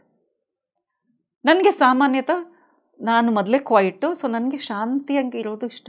ನನಗೆ ಯಾರಾದರೂ ಗಲಾಟೆ ಮಾಡಿದರೆ ನಿಮ್ಮ ಮನೇಲಿ ಮಾಡ್ಕೊಳ್ಳಿ, ನಮ್ಗೆ ಯಾಕೆ ಡಿಸ್ಟರ್ಬ್ ಮಾಡ್ತೀರಾ ಅನ್ನೋ ಯೋಚನೆ ಬರೋದು. ನಮ್ಮ ಅಪಾರ್ಟ್ಮೆಂಟ್ ಗ್ರೂಪಲ್ಲಿ ಮೆಸೇಜ್ ಹಾಕ್ತಾಯಿದ್ದೆ, ಇದೇನು ರಾತ್ರಿ ಒಂದಾದರೂ ಪಾರ್ಟಿ ಮುಗ್ದಿಲ್ಲ, 2 ಗಂಟೆ 3 ಗಂಟೆವರೆಗೆ ಪಾರ್ಟಿ ಆಗೋದು, ಏನು ಡಿಸ್ಟರ್ಬ್ ಮಾಡ್ತಾರಪ್ಪ, ಇವ್ರಿಗೆಲ್ಲ ಬುದ್ಧಿನೇ ಇಲ್ಲ, ಇವ್ರಿಗೆ ರಜಾ ಇದ್ದರೆ ನಾವು ನಿದ್ದೆಗೆಡಬೇಕಾ ಅಂತೆಲ್ಲ ನನಗೆ ಬೇಜಾರಾಗೋದು. ಫ್ರೆಂಡ್ಸ್ ಹತ್ರ ನಾನು ಹೇಳ್ಕೊತಾ ಇದ್ದೆ, ಸ್ಯಾಟರ್ಡೆ ಬಂತು ಅಂದರೆ ಸಾಕು, ಇಷ್ಟು ಗಲಾಟೆ ಮಾಡ್ತಾರೆ, ಎಷ್ಟು ಅನ್ಕಲ್ಚರ್ಡ್ ಆಗಿದ್ದಾರೆ, ಏನು ಉಪಯೋಗ ಇಂಥ ಪಾರ್ಟಿ ಮಾಡಬೇಕಾ, ಹಗಲತ್ತು ಮಾಡೋಕ್ಕಾಗಲ್ವಾ, ಹಂಗೆಲ್ಲ ನಾನು ಮಾತಾಡ್ತಾ ಇದ್ದೆ. ನಿದ್ದೆ ಕೆಡ್ತಾ ಇತ್ತು. ಮೆಸೇಜ್ ಮಾಡಲಾ ಬೇಡ ಅಂತ 1 ಗಂಟೆ ಸಮಯ ತೊಗೊಂಡು ಯಾವ ಪದಗಳ ಬಳಸಬೇಕು, ಯಾಕಂದರೆ ಅಲ್ಲಿ ಏನೇನೋ ಬರೆದುಬಿಟ್ರೆ ಅದೊಂದು ದೊಡ್ಡ ಜಗಳ ಆಗುತ್ತೆ ಅಂತ. ಜಗಳ ಆಗಬಾರ್ದು, ಮಾತು ಕನ್ವೆ ಆಗಬೇಕು ಸರಿಯಾದ ರೀತಿಯಲ್ಲಿ. ಕೋಪದಲ್ಲಿ ಹೇಳಿದರೆ ಯಾವುದೋ ಒಂದು ಮಾತು ಹೇಳಿಬಿಡ್ತೀವಿ ಅಂತ ಸಮಾಧಾನವಾಗಿ ಸಮಯ ತೊಗೊಂಡು, ಬೇಕು ಅಂತಲೇ ಮತ್ತೆ ಬಾಲ್ಕನಿಗೆ ಹೋಗಿ ಅವ್ರು ಯಾರಾದರೂ ಕಾಣಿಸಿದರೆ ಸನ್ನೆಯಿಂದ ಹೇಳೋಣ, ತುಂಬ ಡಿಸ್ಟರ್ಬ್ ಆಗ್ತಾಯಿದೆ ಅಂತ. ನನ್ನ ರಾತ್ರಿಯ ನೆಮ್ಮದಿಯನ್ನು ನಾನು ಹಾಳು ಮಾಡ್ಕೊಳ್ತಾ ಇದ್ದೆ. ಧ್ಯಾನಕ್ಕೆ ಬಂದಮೇಲೆ ಗೊತ್ತಿಲ್ಲ ಹೇಗೆ ಬಂತು ಆ ಥಾಟು. ಅವರು ಎಂಥ ಒಂದು ಡಿವೈನ್ ಎನರ್ಜಿಯಲ್ಲಿದ್ದಾರೆ, ಎಂಜಾಯ್ಮೆಂಟ್ ಮಾಡ್ತಾ ಇದ್ದಾರೆ. ನಾವು ಕಣ್ಣು ಮುಚ್ಕೊಂಡು ಅಲ್ಲಿ ಆ ಪಾರ್ಟಿಸಿಪೇಷನ್ಗೆ ಹೋಗ್ಬಿಟ್ರೆ, ಆ ಎನರ್ಜಿಯನ್ನು ಜಸ್ಟ್ ಎಕ್ಸ್ಪೀರಿಯನ್ಸ್ ಮಾಡಿದರೆ ಎಷ್ಟು ಲಕ್ಕಿಯಪ್ಪ, ಏನು ಮಜಾ ಮಾಡ್ತಾ ಇದ್ದಾರೆ, ಅವ್ರು ನಗ್ತಾ ಇದ್ದಾರೆ, ನಾನು ಸ್ಮೈಲ್ ಮಾಡಬೇಕು. ಆ ಒಂದು ಭಾವಕ್ಕೆ ನಾನು ಬಂದುಬಿಟ್ಟೆ friends. I am really thankful. ನನಗೆ ಈಗ ಡಿಸ್ಟರ್ಬ್ ಆಗಲ್ಲ. ಎಲ್ಲಿಯಾದರೂ ಈವನ್ ಹ್ಯಾಪಿ ಬರ್ಡೇ ಅಂತ ಅಷ್ಟೇ ಕೇಳಿಸಿದ್ರು ಸಹ ಕಂಪ್ಲೀಟ್ಲಿ ನಾನೇ ಆ ಪಾರ್ಟಿಗೆ ಹೋಗಿ ಎಂಜಾಯ್ ಮಾಡಿದಷ್ಟು ಖುಷಿ ಪಡ್ತೇನೆ. ಎಲ್ಲಾದರೂ ಡೋಲು ಗೀಳು ಕಾಣಿಸಿದರೆ ಅಲ್ಲಿ ಎಷ್ಟು ಎಂಜಾಯ್ಮೆಂಟ್ ನಡೀತಾ ಇದೆಯೋ, ನಾನು ನನ್ನ ಮನೇಲಿ ಮೊದಲು ಮಾಡ್ತಾಯಿದ್ದೆ, ಇವಾಗ ಜಾಸ್ತಿನೇ ಮಾಡ್ತೀನಿ. ನಾನು ಡ್ಯಾನ್ಸ್ ಮಾಡಲಿಕ್ಕೆ ಶುರು ಮಾಡಿಬಿಡ್ತೀನಿ, ಆ್ಯಸ್ ಇಫ್ ನಾನೇ ಅಲ್ಲಿ ಭಾಗವಹಿಸ್ತಾ ಇದ್ದೀನಿ ಅಂತ. ಇದು ತೋರಿಸುತ್ತೆ love energy is spreading and ರಿಸೀವ್ನು ಮಾಡಬೇಕಲ್ವಾ. ಇಲ್ಲಿ ಅನಸ್ತಾಶಿ ಅದನ್ನೇ ಹೇಳ್ತಾ ಇದ್ದಾಳೆ. ಎಲ್ಲಿ ನೀವು ಲವ್ ಎನರ್ಜಿ ಇರುತ್ತೆ, ನಾವು ಒಂದು ಕೆಲಸ ಮಾಡಬೇಕು, ಒಂದು ಲವ್ ಎನರ್ಜಿ ಸ್ಪ್ರೆಡ್ ಮಾಡಬೇಕು, ಇಲ್ಲಾಂದರೆ ಲವ್ ಎನರ್ಜಿ ರಿಸೀವ್ ಮಾಡಬೇಕು. ಏನಾಗುತ್ತೆ ಈ ಲವ್ ಎನರ್ಜಿಯಿಂದ ಅಂತ ನಾವು ಇಷ್ಟು ವಾರಗಳ ಎಪಿಸೋಡಲ್ಲಿ ನೋಡಿದ್ದೇವೆ. ಅನಸ್ತಾಶಿಯಾ ಮತ್ತೆ ಹೇಳ್ತಾಳೆ, ವ್ಲಾಡಿಮಿರ್ ಈ ಎನರ್ಜಿಯನ್ನು ಎಕ್ಸ್ಪೀರಿಯೆನ್ಸ್ ಮಾಡಿದಾಗ ಪ್ರತಿಯೊಬ್ಬರು, ಅವನು ವಯಸ್ಸಾಗಿದ್ದವನಾಗಿರಲಿ, ರೋಗಿಯಾಗಿರಲಿ, ಅವನಲ್ಲಿ ಮತ್ತೆ ಯೌವನ ತಿರುಗಿ ಬರುತ್ತೆ. ಅವನು ಹೇಳ್ತಾನೆ, ನಾನು ಹಾಗಾದರೆ ಯೂತ್ ಆಗಿಬಿಡ್ತೀನಾ ಅಂತ. ಅವಳು ಹೇಳ್ತಾಳೆ, ಹಾಂ, ನೀನಷ್ಟೇ ಅಲ್ಲ, ನೀನು ನಾನು ಎಲ್ಲರೂ ಮತ್ತೆ ಯಂಗಾಗಿ, ಮತ್ತೆ ಎನರ್ಜೆಟಿಕ್ ಆಗಿ ನಾವು ಮತ್ತೆ ಎಂಜಾಯ್ ಮಾಡ್ತಾ ನಮ್ಮ ಲೈಫ್ ಎಕ್ಸ್ಪೆಕ್ಟೆನ್ಸಿ ಇನ್ಕ್ರೀಸ್ ಆಗುತ್ತೆ, ಅಂದರೆ ಸಾವು ದೂರ ಆಗುತ್ತೆ. ಈ ಥರ ಸಾಧ್ಯವಿದೆ. ಹಾಗೆಯೇ ವ್ಲಾಡಿಮಿರ್ಗೆ ಹೇಳ್ತಾ ಇದ್ದಾರೆ, ವ್ಲಾಡಿಮಿರ್, ಇದು ಒಂದರಿಂದ ಯಾರ್ಯಾರಿಗೆ ಭೂಮಿಯ ಮೇಲೆ ರೋಗಗಳಿದೆಯೋ ಅವರು ಈ ಕೆಲಸ ಮಾಡಬೇಕು. ಲವ್ ಎನರ್ಜಿನ ಎಕ್ಸೆಪ್ಟ್ ಮಾಡಿ, ಎಂಥ ದೊಡ್ಡ ರೋಗ ಇದ್ದರೂ ಆ ರೋಗ ಕಂಪ್ಲೀಟ್ಲಿ ಬಿಟ್ಟು ಹೋಗೋ ಹಾಗೆ, ಅಲ್ಲಿಯೇ ಕರಗಿ ಹೋಗ್ಬಿಡುತ್ತೆ ಅಂತ ಹೇಳ್ತಾಳೆ ಅನಸ್ತಾಶಿಯಾ. ಎಂಥ ದೊಡ್ಡ ರೋಗ ಇದ್ದರೂ ಲವ್ ಎನರ್ಜಿಗೆ ಕನೆಕ್ಟ್ ಆಗಿದ ತಕ್ಷಣ ಇಂಥವ್ರನ್ನ ನೋಡಬೇಕು, ಆ ಎನರ್ಜಿಯಲ್ಲಿ ನಾವು ಒಂದಾಗಬೇಕು. ಹಾಗೆಯೇ ಸಣ್ಣ ಸಣ್ಣ ರೋಗಗಳು, ನೋವುಗಳಿದ್ರಂತೂ ಅದು ಹಾಗೆಯೇ ವ್ಯಾನಿಷ್ ಆಗಿಬಿಡುತ್ತೆ. ದೊಡ್ಡ ದೊಡ್ಡ ರೋಗಗಳಿದ್ದರೂ ಸಹ ಅದು ಹೀಲಿಂಗ್ ಆಗ್ತಾ ಹೋಗುತ್ತೆ, ಅಷ್ಟು ಸುಲಭ. ಸೊ ಈ ಒಂದು ಹಾಲಿಡೇ ಡಿಕ್ಲೇರ್ ಮಾಡೋದ್ರಿಂದ ಅವರೊಬ್ಬರಿಗೆ ಅಲ್ಲ, ಭೂಮಿ ಮೇಲಿದ್ದ ಎಲ್ಲರಿಗೂ ಇದರಿಂದ ಲಾಭ ಆಗುತ್ತೆ. ಅದಕ್ಕಾಗಿ ನಾನು ಹೇಳಿದ್ದು, ಇದು ಬರೀ ಫಾರ್ಮರ್ಸ್ಗೆ ಮಾತ್ರ ಸೀಮಿತವಲ್ಲ, ವಿಶ್ವದಲ್ಲಿದ್ದವರೆಲ್ಲರಿಗೂ. ಸೊ ನಾವು mother's day, father's day, green day, yoga day, ಆ ಡೇ ಈ ಡೇ ಮಾಡ್ತೀವಿ. ಆಗ ನಾನು ಯೋಗನೇ ಮಾಡಲ್ವಲ್ಲ, ಯೋಗ ಡೇ ಇದ್ದರೆ ಏನೋ ಬಿಟ್ರೇನು ಅಂತ ನಾವು ಅದಕ್ಕೆ ಹೆಚ್ಚಿನ ಪ್ರಾಮುಖ್ಯತೆ ಕೊಡಲ್ಲ. ಈಗ ಹಾಗೇನೆ ಕ್ಯಾನ್ಸರ್ ಡೇ, ಯಾರು ಕ್ಯಾನ್ಸರ್ ಸರ್ವೈವರ್ ಆಗಿದ್ದಾರೆ ಅವ್ರಿಗೆ ಅದ್ರ ಪೇನ್ ಗೊತ್ತು, ಅವ್ರು ಅದ್ರ ಬಗ್ಗೆ ಯೋಚನೆ ಮಾಡ್ತಾರೆ, ಅವ್ರು ಸೆಲೆಬ್ರೇಟ್ ಮಾಡ್ತಾರೆ, ಅವ್ರು ಏನೋ ಬ್ಯಾಚ್ ಹಾಕ್ಕೊಳ್ತಾರೆ, ಇಲ್ಲ ಯಾವುದಾದ್ರೂ ಗ್ಯಾದರಿಂಗ್ನಲ್ಲಿ ಹೋಗಿ ಒಂದು ಬೇರೆ ರೀತಿಯಲ್ಲಿ ಅವ್ರಿಗೆ ತಿಳಿದ ರೀತಿಯಲ್ಲಿ ಸೆಲೆಬ್ರೇಟ್ ಮಾಡ್ತಾರೆ. ಬಟ್ ಅದೆಲ್ಲರಿಗಾಗಿದೆ, ಎಲ್ಲರಿಗಾಗಿ ಆ ಒಂದು ಮೆಸೇಜ್ ಕೊಡ್ತಾ ಇದೆ ಅನ್ನೋದು ನಾವು ಕನೆಕ್ಟ್ ಆಗಿದ ತಕ್ಷಣ ಗೊತ್ತಾಗುತ್ತೆ. ಯಾರು ಕ್ಯಾನ್ಸರ್ ಸರ್ವೈವರ್ ಆಗಿದ್ದಾರೋ ಅವರಿವತ್ತು ನಾನು ಕ್ಯಾನ್ಸರನ್ನು ಜಯಿಸಿ ಬದುಕಿದ್ದೇನೆ ಅನ್ನುವ ಆನಂದದಲ್ಲಿದ್ದಾಗ ನಾನು ಆ ಆನಂದದ ಜೊತೆಗೆ ಕನೆಕ್ಟ್ ಆದರೆ, ಲವ್ ಎನರ್ಜಿ ಕನೆಕ್ಟ್ ಆದ ಹಾಗೇನೆ ಎಷ್ಟು ಸುಲಭ ನೋಡಿ. ಸೊ ಯಾವುದೇ ಸೆಲೆಬ್ರೇಷನ್ ಆಗಿದ್ದರೆ ನಾವು ಅದರಲ್ಲಿ ಹೇಗೆ ಕನೆಕ್ಟ್ ಆಗಬೇಕು ಅನ್ನೋದು ನಾನು ಇದರಿಂದ ಮತ್ತೆ ಒಂದು ಸರ್ತಿ ಮೆಲ್ಕ್ ಹಾಕ್ತಾ ಇದ್ದೇನೆ ಮೈ ಡಿಯರ್ ಫ್ರೆಂಡ್ಸ್. ಸೊ ಅನಸ್ತಾಶಿಯಾ ಹೇಳ್ತಾ ಇದ್ದಾಳೆ, ನಾನು ಈ ಸೆಲೆಬ್ರೇಷನ್ ವಿಷಯ ಎಲ್ಲ ಡೀಟೇಲಾಗಿ ಹಾಕಿದ್ದೀನಿ, ನೀನು ಬುಕ್ ಬರೆದಾಗ ಇದೆಲ್ಲ ವಿಷಯವನ್ನು ಅದರಲ್ಲಿ ಇನ್ಕ್ಲೂಡ್ ಮಾಡು, ಹಾಗೆಯೇ ಇದು ಖಂಡಿತ ನಡೆಯುತ್ತೆ ಅಂತ. ಆಮೇಲೆ ವ್ಲಾಡಿಮಿರ್ PS ನೋಟಲ್ಲಿ ಬರೆದಿದ್ದಾರೆ, ಅಂದರೆ ಕೆಳಗಡೆ ಎಕ್ಸ್ಟ್ರಾ ನೋಟ್ ಬುಕ್ ಪ್ರಿಂಟ್ ಆದಮೇಲೆ ಕೊಟ್ಟಿದ್ದಾರೆ. ಏನಂದರೆ ಇದು 1997 ನಡೆದಿರುವ 96-97 ನಡೆದಿರುವ ಮಾತುಕತೆ. ನಾನು ಮೊದಲು ಹೇಳಿದೆ, ಇದೆಲ್ಲವೂ ನಡೆದಿದ್ದು 96-97. 1 ವರ್ಷ ಆಗಿತ್ತು ಬುಕ್ಕು ರಿಲೀಸ್ ಆಗಿ. ಸೊ 98 ಗೌರ್ಮೆಂಟ್ಗೆ ಈ ವಿಷಯ ತಿಳಿದು ಅವರು ಅನೌನ್ಸ್ ಮಾಡಿದ್ರಂತೆ. ಅವರು ಹೆಸರು ಇಟ್ಟಿದ್ದು ಗಾರ್ಡನರ್ಸ್ ಡೇ ಅಂತ.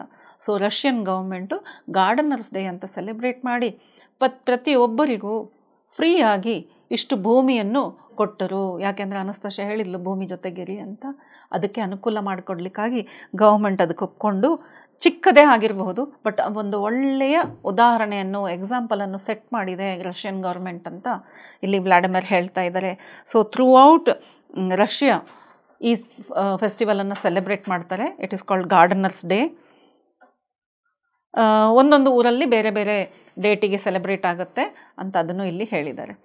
ಸೊ ಈ ರೀತಿಯಾಗಿ ಅನಸ್ತಾಶಿಯಾ ಯಾವ ಯೋಚನೆ ಮಾಡಿದರೂ ಕಂಪ್ಲೀಟ್ಲಿ ಭೂಮಿಯ ಮೇಲೆ ಇರುವ ಎಲ್ಲರಿಗಾಗಿ ಈ ಮಾತು ಅನ್ವಯಿಸುತ್ತೆ. ಸೊ ಅದು ಸೆಲೆಬ್ರೇಷನ್ನೇ ಆಗಿರಲಿ, ಇಲ್ಲ ದೇವರ ಜೊತೆಯಲ್ಲಿ ಸಂಭಾಷಣೆ ಮಾಡಿ ಉತ್ತರ ಪಡೆಯುವುದೇ ಆಗಿರಲಿ, ಮುಂಬರುವ ಯಾವುದೋ ಒಂದು ನ್ಯಾಚುರಲ್ ಕೆಲಾಮಿಟೀಸ್ ಅಂದರೆ ಅನಾಹುತಕ್ಕೆ ನಾವು ಯಾವ ರೀತಿಯಾಗಿ ಯೋಚನೆ ಮಾಡಿ ಉತ್ತರ ಪಡೆಯಬಹುದು ಅನ್ನುವ ನಮ್ಮ ಶಕ್ತಿಯನ್ನು ಜಾಗೃತಗೊಳಿಸ್ತಾ ಅದನ್ನು ಪರಿಚಯಿಸ್ತಾ ಇದ್ದಾಳೆ. ಹಾಗೆಯೇ ಪದಗಳ ಬಳಕೆ ಎಷ್ಟು ಮುಖ್ಯ ಅನ್ನೋ ಒಂದು ಇಂಪಾರ್ಟೆನ್ಸನ್ನು ಸಹ ಇಲ್ಲಿ ಅನಸ್ತಾಶಿಯಾ ಹೇಳಿದ್ದಾಳೆ. ಇದು ಮುಂದೆ ಇನ್ನೂ ಕೆಲವೊಂದು ಸನ್ನಿವೇಶಗಳು ಬರುತ್ತೆ, ಇಲ್ಲಿ ಪದಗಳ ಬಳಕೆ ಬಗ್ಗೆ ಬರುತ್ತೆ. ಯಾಕೆಂದರೆ ನೋಡಿ, ಒಂದು ಉದಾಹರಣೆ ಇಲ್ಲಿ ಕೊಟ್ಟಿದ್ದು ಆ್ಯಕ್ಚುಲಿ ಬೈಬಲಿಂದ ಕೊಟ್ಟಿರೋದ್ರಿಂದ ನಾನು ಅಲ್ಲಿ ಇದನ್ನು, ನಮಗೆ ಹೆಚ್ಚಾಗಿ ಬೈಬಲ್ ಡೀಟೇಲ್ ಗೊತ್ತಿಲ್ಲ, ಹೀಗಾಗಿ ಈ ಕತೆ ಹೇಳಿದರೆ ನಮ್ಗೆ ಅರ್ಥ ಆಗದೆ ಇರ್ಬೋದು. ಆದರೆ ಅವಳು ಹೇಳಿ ಬಯಸ್ತಿರುವ ಉದ್ದೇಶ ಏನು ಅಂತ ಒಂದೆರಡು ಮಾತಲ್ಲಿ ನಾನು ತಿಳಿಸ್ಲಿಕ್ಕೆ ಪ್ರಯತ್ನ ಪಡ್ತೇನೆ. ನೋಡಿ, ಯಾವುದೇ ಒಂದು ಪದ ಬಳಸಿದ ತಕ್ಷಣ, ನಾವೀಗ ಕರ್ಣ ಅಂದ ತಕ್ಷಣ ಅದಕ್ಕೆ ಸಂಬಂಧಪಟ್ಟ ಏನು ಎನರ್ಜಿ ಇದೆಯೋ ಅದೆಲ್ಲ ನಮಗೆ ಎಕ್ಸ್ಪೀರಿಯನ್ಸ್ ಆಗಿಬಿಡುತ್ತೆ. ಕೈ ಅಂದ ತಕ್ಷಣ ಬರುತ್ತೆ. ರಾಮ, ಆ ಒಂದು ವರ್ಡಲ್ಲಿ ಎಷ್ಟು ಶಕ್ತಿ ಇರುತ್ತೆ ಅಂತ ಹೇಳ್ತಾಳೆ ಅನಸ್ತಾಶಿಯಾ. ಯಾಕೆ ಅಂದರೆ ಅದರ ಹಿಂದೆ ನಡೆದಿರುವ ಘಟನೆಗಳ ಎನರ್ಜಿ ಆ ಒಂದು ಶಬ್ದದ ಜೊತೆಗೆ ಕನೆಕ್ಟ್ ಆಗಿರುತ್ತೆ. ಹಾಗೆ ಸುದರ್ಶನ ಚಕ್ರ ಅಂದ ತಕ್ಷಣ ಅದರ ಹಿಂದೆ ದೊಡ್ಡ ಒಂದು ಹಿಸ್ಟ್ರಿ, ಅದರ ಶಕ್ತಿ, ಅದರ ಉಪಯೋಗ, ಅದರ ಜೊತೆಲಿ ನಡೆದಿರುವ ಎಷ್ಟೋ ಘಟನೆಗಳು ಎಲ್ಲವೂ ಆ ಒಂದು ಪದದಲ್ಲೇ ಸಂಗ್ರಹವಾಗಿದೆ, ನಾಲೆಡ್ಜ್. ಸೊ ಅವಳು ಹೇಳ್ತಾಳೆ, words are like huge atom bomb, ಅದರಲ್ಲೆಲ್ಲ ಶಕ್ತಿ ಅಡಗಿದೆ. ಸೊ ಹೀಗಾಗಿ ನಾವು ಆಡುವ ಪದ ತುಂಬ ಮುಖ್ಯ. ಈಗ ಇದರಿಂದ ನಮಗೆ ತಿಳಿದು ಬರುತ್ತೆ, ಹೆಸರುಗಳು ಇಡ್ತೀವಲ್ವ, ಯಾವ ಹೆಸರಿಡಬೇಕು, ಯಾಕೆಂದರೆ ಆ ಸಣ್ಣ ಹೆಸರು ಅದರಲ್ಲಿ ಶಕ್ತಿ. ನಾವು ಯೋಚನೆ ಮಾಡಿ ಹೆಸರು ಕರಿಬೇಕು. ಹಾಗೆಯೇ ಮುದ್ದು ಮುದ್ದಾಗಿ ಸಹ ನಾವು ಕೆಲವು ಹೆಸರುಗಳನ್ನು ತುಂಡರಿಸಿ ಅರ್ಥಹೀನವಾದ ಪದಗಳಿಂದ ನಾವು ಮಕ್ಕಳನ್ನು ಕರಿತೇವೆ. ಕೆಲವೊಬ್ಬರು ಕೆಟ್ಟ ಭಯಗಳದಿಂದ ಮಕ್ಕಳನ್ನು ಕರೀತಾರೆ. ಅದೇನು, ನಾನು ಪ್ರೀತಿಯಿಂದ ಕರೆಯೋದು ಬಿಡು ಅಂತ. ಆದರೆ ಪದೇ ಪದೇ ಆ ಪದ ಬಳಕೆ ಆಗೋದ್ರಿಂದ ಅದರ ಹಿಂದೆ ಇರುವ ಶಕ್ತಿ ಕೆಲಸ ಮಾಡುತ್ತೆ. ಆಗ ನಾವು ಮತ್ತೆ ಜ್ಯೋತಿಷ್ಯರ ಹತ್ರ ಹೋಗ್ತೀವಿ, ಅವ್ರು ಮತ್ತೆ ಹೇಳ್ತಾರೆ ಹೆಸರಲ್ಲಿ ತೊಂದರೆ ಇದೆ ಅಂತ. ಆಗ ನೀವು ಡೈಲಿ ಮಾತಾಡುವ ಭಾಷೆಯಲ್ಲಿ ಕರೆದ ಹೆಸರು ಹೇಳಲ್ಲ, ಇಟ್ಟ ಹೆಸರು ಹೇಳ್ತೀರಾ, ಅದರಲ್ಲಿ ಬದಲಾವಣೆ ಮಾಡೋಕ್ಕೆ ಹೇಳ್ತಾರೆ ನ್ಯೂಮರಾಲಜಿಸ್ಟು. ಅದನ್ನು ಚೇಂಜ್ ಮಾಡ್ತೀರಾ, ಮತ್ತು ಏನೂ ಚೇಂಜಸ್ ಕಂಡು ಬರಲ್ಲ. ಯಾಕೆ ಅಂದರೆ ನೀನು ಆ ಹೆಸರಿಂದ ಮಗುನ ಕರಿತಾನೇ ಇಲ್ವಲ್ಲ. ಅದೇ ರೀತಿಯಾಗಿ ನಮ್ಮ ಬಿಸ್ನೆಸ್ ಹೆಸರು, ಕಂಪ್ನಿ ಹೆಸರು, ಸಿಗ್ನೇಚರು, ನನ್ನ ಹೆಸರು, ಪ್ರತಿಯೊಂದು, ಮತ್ತು ಪ್ರೀತಿಯಿಂದ ಕರೆಯುವ ಹೆಸರು, ಏ ಕೋತಿ, ಏ ಕತ್ತೆ, ಬರೋ ಇಲ್ಲಿ ಅಂತ ಎಷ್ಟೋ ಫ್ಯಾಮಿಲಿಗಳಲ್ಲಿ ಮಾತಾಡೋದು. ಏ ಬುದ್ಧಿಗೇಡಿ, ನಾನು ಕೇಳಿದ್ದು ಈ ಥರ ನಮ್ಮ ಕಡೆಗೆ. ಅದಕ್ಕೆ ಹೋಗೊಡ್ತಾರೆ ಮಕ್ಕಳು, ಅಂದರೆ ಅವರು ಸ್ವೀಕಾರ ಮಾಡಿದ ಹಾಗೆ.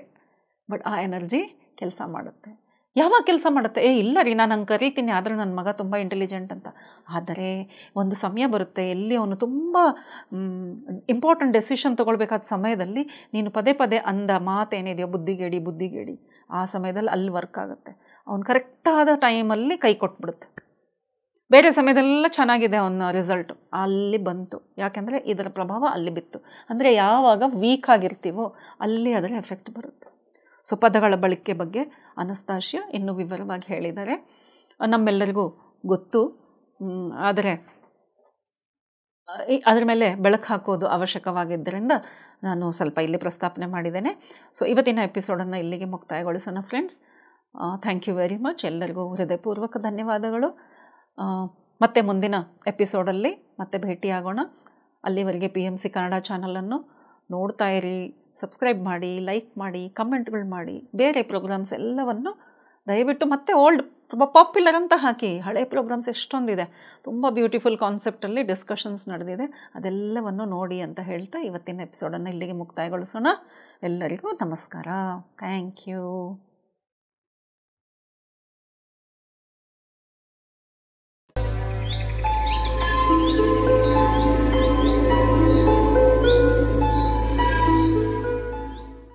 PMC ಕನ್ನಡ ಚಾನೆಲ್ ಅನ್ನು ಲೈಕ್ ಮಾಡಿ, ಶೇರ್ ಮಾಡಿ, ಸಬ್ಸ್ಕ್ರೈಬ್ ಮಾಡಿ ಮತ್ತು ಮಾಡಿಸಿ. ಎಲ್ಲರಿಗೂ ಧನ್ಯವಾದಗಳು.